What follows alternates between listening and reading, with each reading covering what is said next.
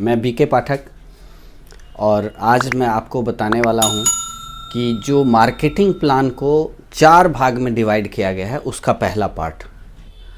उससे पहले मैं आपको बता दूं, अभी आप देख रहे हैं बीके पाठक RCM यूट्यूब चैनल और मैं इस चैनल पे आपको पूरे प्लान की सीरीज़ बताने वाला हूं।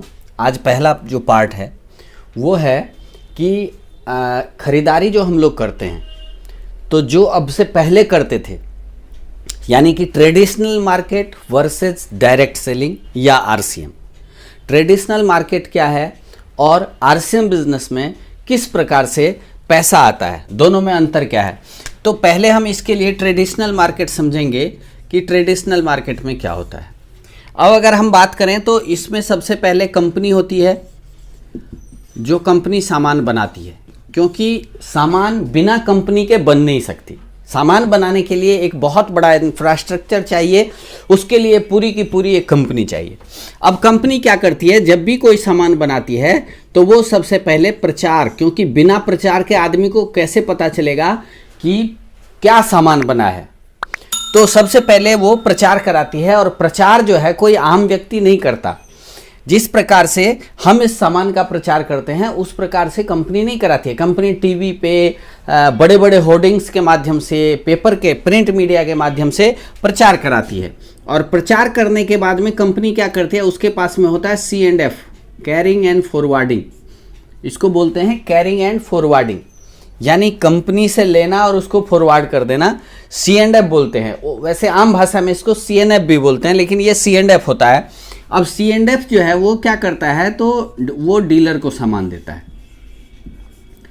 जो भी जिस डिस्ट्रिक्ट के डीलर होते हैं वो उनको सामान देता है, और डीलर जो है ये होलसेलर को सामान देता है, होलसेलर।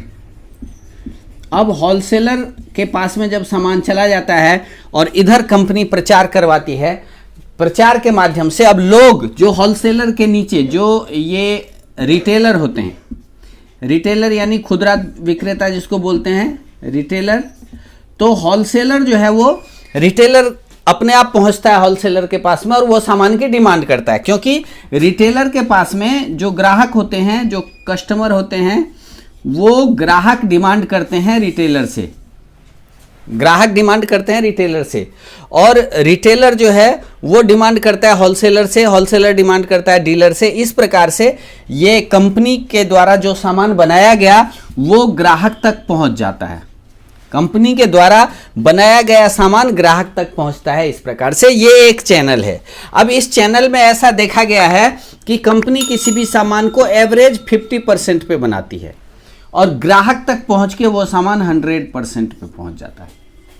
यानी कि यहां से लेके अगर बात करें तो यहां से लेके और रिटेलर तक, यहां तक जो है वो 50% पैसा जो है वो बट जाता है, ये इनके बीच में बट जाता है। कंपनी ने 50% में बनाया और ग्राहक को वो 100% में मिला। इसका मतलब ये है कि एक ग्राहक का 50% पैसा जो है वो इन बीच वालों में बढ़ जाता है। 50% पैसा। आप सोचिए, अगर कोई आदमी महीने का 20,000 रुपया कमा रहा है तो उसका 10,000 रुपया कहां जा रहा है, इन बीच वाले लोगों में जा रहा है। अब इस सिस्टम को, समय को देखते हुए इस सिस्टम में बदलाव आई और ये हो गया डायरेक्ट सेलिंग। इसको हम डायरेक्ट सेलिंग बोलते हैं और इस बिजनेस में डायरेक्ट सेलर होते हैं। यहां पे क्या है, तो यहां पे भी कंपनी है, यहां पे भी कंपनी है, और कंपनी क्या करती है, तो यहां पे इसका POS है, पॉइंट ऑफ सेल, ये है पॉइंट ऑफ सेल है, पॉइंट ऑफ सेल से, और यहां पे हम लोग होते हैं डायरेक्ट सेलर। अब कंपनी क्या करती है, ये कंपनी भी 50% में प्रोडक्ट बनाती है, 50% में प्रोडक्ट बनाती है, और यहां पे जो है वो डायरेक्ट सेलर को सामान मिलता है 80% में, ये सामान मिल जाता है, क्योंकि 10 से 20% जो है वो इसको छूट मिल जाता है। सबसे पहले 10 से 20% जो है वो छूट मिल जाता है, छूट मिल जाता है, और उसके बाद में इसको बिजनेस वॉल्यूम मिलता है। 50% जो है वो यहाँ पे भी कंपनी सामान बनाती है, और बिजनेस वॉल्यूम का 45% जो है वो कंपनी बांट देती है डायरेक्ट सेलर में, ये डायरेक्ट सेलर में बंट जाता है। यानी कि अगर हम बात करें साथियों, तो जो सामान कंपनी 50% में बनाती है, उस सामान का 50% पार्ट, 50% पैसा जो है वो पीओएस से लेके और डायरेक्ट सेलर तक में बट जाता है। यानी जिस पैसे का अधिकारी यहां पे ये बीच के प्रचारक C&F, डीलर, होलसेलर और रिटेलर थे, उस पैसे का अधिकारी यहां पे कंपनी ने हमें यानी कि डायरेक्ट सेलर को बनाया है। और ये डायरेक्ट सेलर जो है वो हम और आप हो सकते हैं, ये डायरेक्ट सेलर कोई भी व्यक्ति हो सकता है। तो साथियों, आज का जो ये पहला पार्ट है कि पैसा कैसे जनरेट होता है इसमें, वो आपके सामने में आया। बहुत जल्दी मैं आपके बीच में दूसरा पार्ट लेकर आऊँगा। थैंक यू, नमस्कार, जय RCM।